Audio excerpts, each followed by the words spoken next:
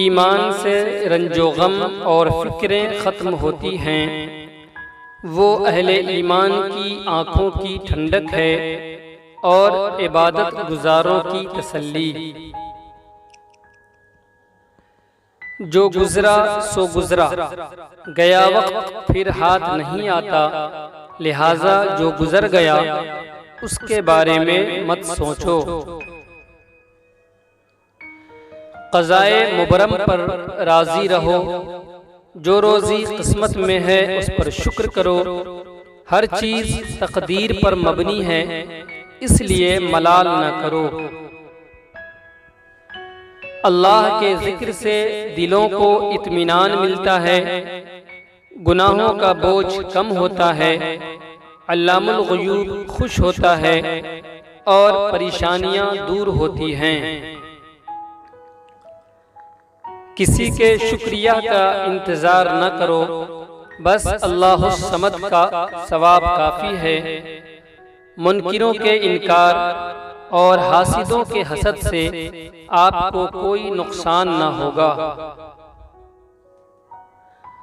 صبح کر لو تو شام کا انتظار نہ کرو، آج کی حدود میں رہو اور آج کی اصلاح کے لیے پوری کوشش کرو۔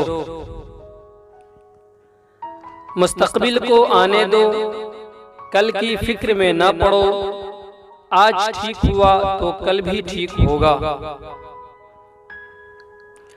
اپنے دل کو حسد سے پاک کر لو، اس سے بغض و عداوت نکال پھینکو۔ لوگوں سے بس خیر کے لیے ملو، گھر میں زیادہ رہو، اپنے کام سے کام رکھو، لوگوں سے کم ملو جلو۔ کتاب بہترین دوست ہے، اس کی ہم نشینی اختیار کر لو، علم و معرفت سے ہمیشہ کے لیے دوستی کر لو۔ کائنات نظام پر مبنی ہے، لہذا گھر، آفس، لباس اور فرائض سب میں نظم و ترتیب ملحوظ رکھو۔ کھلی فضا کی طرف نکلو، اچھے باغات کا مشاہدہ کرو، اللہ کی مخلوق اور خالق کی ایجاد میں غور کرو۔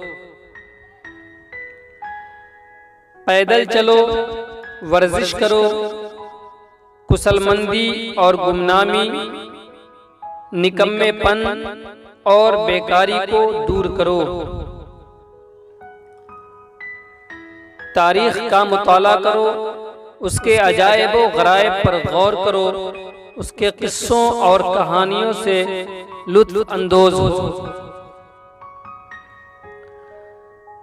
زندگی میں نیا پن لاتے رہو، نئے طریقے اپنایا کرو اور روزمرہ کے روٹین میں تبدیلی کر لیا کرو۔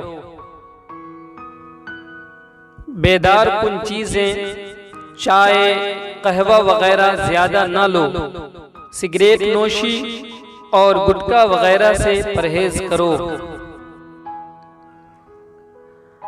اپنے کپڑوں کی صفائی پر دھیان دو، خوشبو لگاؤ، مسواک کرو اور اپنے مظہر پر توجہ دو۔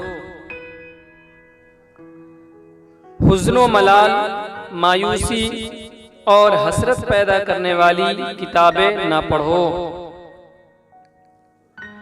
یاد رکھو کہ رب کریم کا دامن عفو دراز ہے، وہ توبہ قبول کرتا ہے، بندوں سے درگزر کرتا ہے اور برائیوں کو نیکیوں میں بدل دیتا ہے۔ دین، عقل، صحت، سمع و بصر، رزق اور اولاد جیسی نعمتوں پر رب کا شکر ادا کرو۔